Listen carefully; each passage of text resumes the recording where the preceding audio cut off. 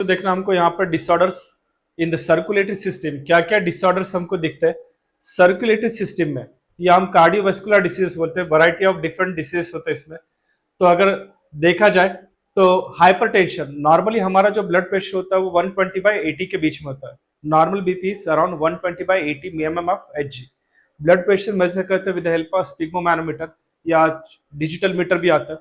तो जब blood pressure 150/100 के ऊपर जाता है, नॉर्मल ब्लड प्रेशर यहाँ पर अगर देखा जाए तो 120/80 होता है। ये बोल चुका हूं मैं आपको कि जो नॉर्मल बीपी है वो 120/80 है mm of Hg, millimetre of mercury, जिसके अंदर 120 सिस्टॉल होता है, 80 जो है डायस्टॉल होता है।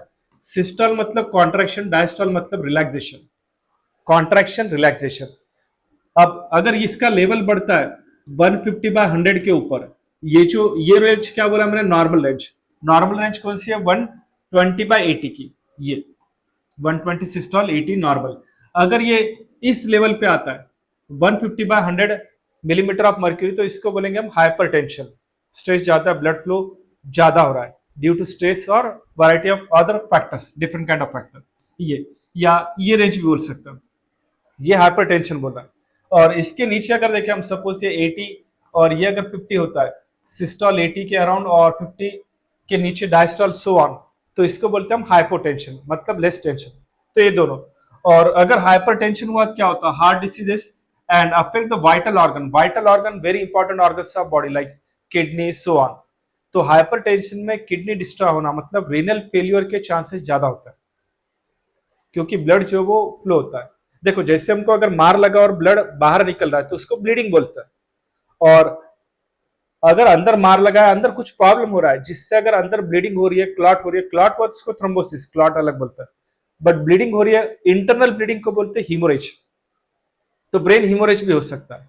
किडनी फेलियर होना मतलब रीनल फेलियर। उसके बाद नेक्स्ट अगर देखा जाए तो कोरोनरी आर्टरी डिसीजेस क्या होता है, हमारे ये जो ब्लड वेसल्स है, आर्टरीज, वेन्स, कैपिलरीज जो बोलते हैं हम, तो इसके अंदर क्या होता है, कोलेस्ट्रॉल का डिपोजिशन, फैट का डिपोजिशन, ट्राइग्लिसराइड का डिपोजिशन, कैल्शियम का डिपोजिशन।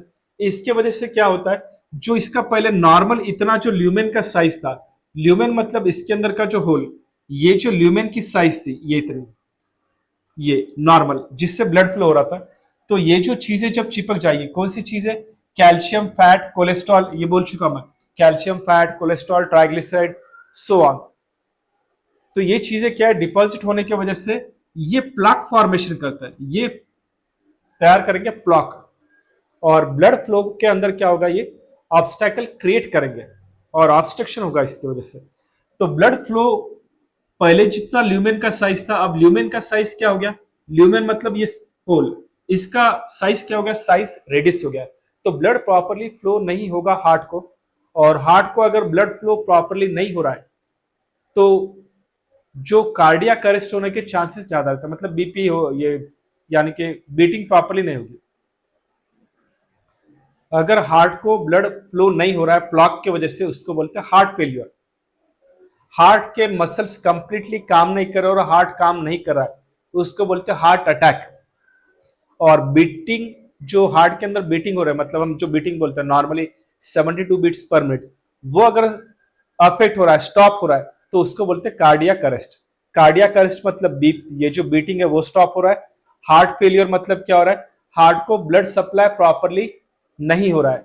और हार्ट अटैक में क्या हो रहा है, हार्ट पूरे बॉडी को जो ब्लड सप्लाई करना था, जिसमें ऑक्सीजन था, और पूरे बॉडी को ब्लड सप्लाई करना है जिससे न्यूट्रिएंट भी सर्कुलेट हो गए, वो स्टॉप होता है, उसको बोलते हैं हार्ट अटैक।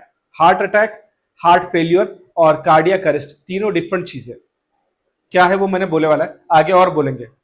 और उसके बाद ये बोला मैंने सो ऑन। उसके बाद angina pectoris, stabbing chest pain होता है एंजिना पेक्टोरिस के अंदर। क्यों होता है, ये एक एक्यूट चेस्ट पेन होगा, deficiency of heart muscle. Heart के अंदर हमको पता है एक स्पेशल काइंड के मसल है जिसको हम कार्डियक मसल बोलते हैं, जो रिदमेटिक कॉन्ट्रैक्शन रिलैक्सेशन करता है। ये मसल कभी भी फैटिग नहीं होता है। तो occur due to the improper blood flow and common among the middle age और elderly। middle age मतलब लगभग 35 to 45 के बीच में ये middle age है। और nowadays हार्ट अटैक बहुत कॉमन है इंडिया में, इस एज में, मिडिल एज में। और ऐसे हार्ट अटैक के चांसेस मिडिल एज में जो आज दिख रहे हैं, ऐसे पहले कभी नहीं दिखे। लगभग 3 मिलियन पीपल के केसेस एनुअली रिपोर्ट होते हैं कार्डियोवास्कुलर डिसीजेस के। 28% डेथ हो रही है लगभग कार्डियोवास्कुलर डिसीजेस की वजह से, और मिडिल एज के लोग ज्यादा सफर कर रहे हैं। उसके बाद heart failure, congestive heart failure. क्यों होगा हार्ट फेलियर? तो बोले condition in which the heart is not pumping the blood enough to meet the need of body. Congestion of lung is the main. Congestion मतलब stop होना, यानी कि lungs के अंदर कंजेशन हो रहा है, ऑक्सीजन सप्लाई प्रॉपर्ली नहीं हो रहा। मैंने बोला है कि जब ब्रीदिंग करते हैं तो लगभग 21% ऑक्सीजन जो ब्रीथ किया वो ब्रेन को जाएगा, 17% हार्ट को। तो heart failure is not same as cardiac arrest. Heart stop beating. और हार्ट अटैक में क्या बोले कि sudden damage of heart muscle, ये बोल चुका मैं। हार्ट अटैक के अंदर क्या हो रहा है कि sudden damage of heart muscle to due to inadequate blood supply properly नहीं हो रहा है तब। एंड हार्ट फेलियर ये कार्डियक अरेस्ट में बोले, कार्डियक अरेस्ट में क्या हो रहा है, बीटिंग बराबर नहीं हो रहा है। कार्डियक अटैक के अंदर सडन डैमेज हो रहा है। कार्डियक अरेस्ट में बोले कि हार्ट स्टॉप बीटिंग, और हार्ट अटैक,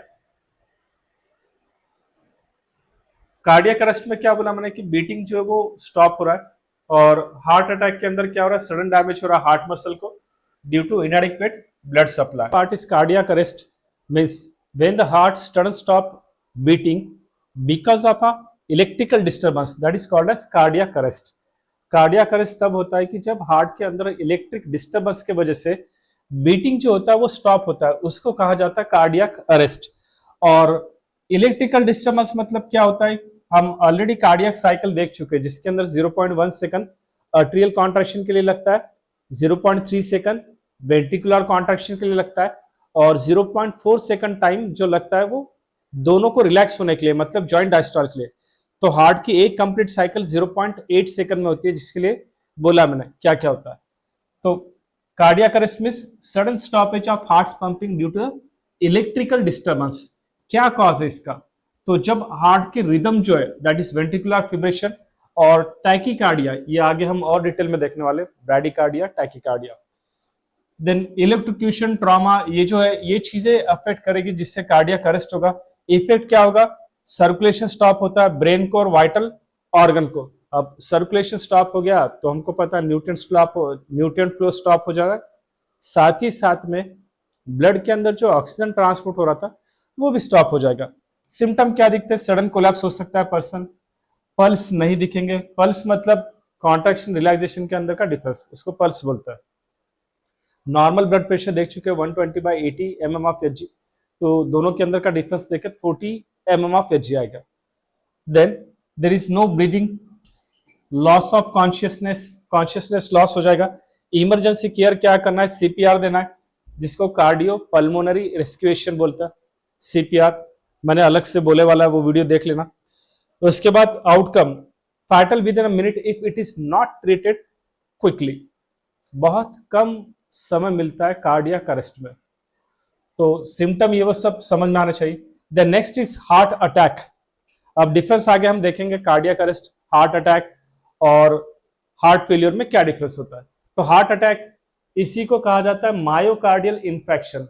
मायो means muscle, cardiac heart muscle infection, stabbing chest pain होता है, वैसा पेन होगा।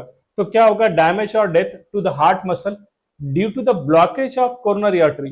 Coronary artery, the artery which supply the blood to the heart, उसको कहा जाता है कोरोनरी आर्टरी। तो वहां पर अफेक्ट होगा by blood clot. Blood clot thrombosis कहते हैं, थ्रोम्बोसिस का मतलब होता है क्लॉट, ब्लड क्लॉट हो जाएगा, या अथेरियोस्क्लेरोसिस बोला है। अथेरियोस्क्लेरोसिस मतलब फैटी सब्सटेंस का डिपोजिशन, लाइक कोलेस्ट्रॉल, ट्राइग्लिसराइड, उसके बाद कैल्शियम आयन, वो अलग हो गया। तो इनके वजह से हार्ट अटैक आ सकता है। क्या कॉज है बोले, रेडिस्टोर, no blood supply to the part of heart muscle.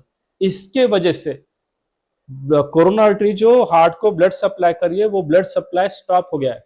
क्यों, ये रीजन बोल चुका हूं। इसलिए क्या सिम्टम दिखेंगे, severe chest pain, radiate left arm, neck, jaw, shortness of breath, sweating, nausea, dizziness, चक्कर आना, गिडीनेस, समझ में नहीं आना, फेंट हो जाना।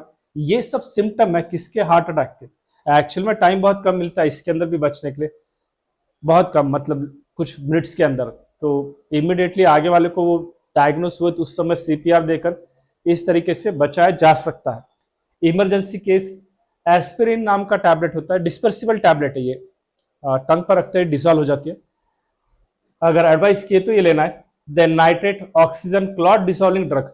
अब क्लॉट डिसॉल्विंग ड्रग मतलब अलग अलग ड्रग होते हैं, जैसे एक स्ट्रेप्टोकाइनेस है, क्लॉट ब्लस्टर है, तो जो क्लॉट हो गया उसको ब्रेक करता है। या तो एंजियोप्लास्टी से डायग्नोस करते हैं कहाँ पर क्लॉट है, फिर स्टेंट ये डाल के मतलब उसको निकाला जाता है। देन एंजियोप्लास्टी, एंजियो का मतलब ये होता है ब्लड वेसल, प्लास्टी फिक्स करना, वहां पर जो क्लॉट है उसको निकालना है। क्लॉट किसके वजह से हुआ है कोरोनरी आर्टरी में? Because of the deposition of fatty substance, जो जिसको अथरियोस्क्लेरोसिस बोलते हैं। आगे और डिफरेंस देखेंगे हम अथरियोस्क्लेरोसिस और आर्टेरियोस्क्लेरोसिस में। देन आउटकम क्या है? Can lead to a cardiac arrest if severe, severe है तो ऐसा हो जाएगा। और ये दिख रहा है कि मतलब सडन डैमेज होता है हार्ट मसल को, क्योंकि इनएडिक्वेट ब्लड का सप्लाई हो रहा है। हम देखते हैं कि मतलब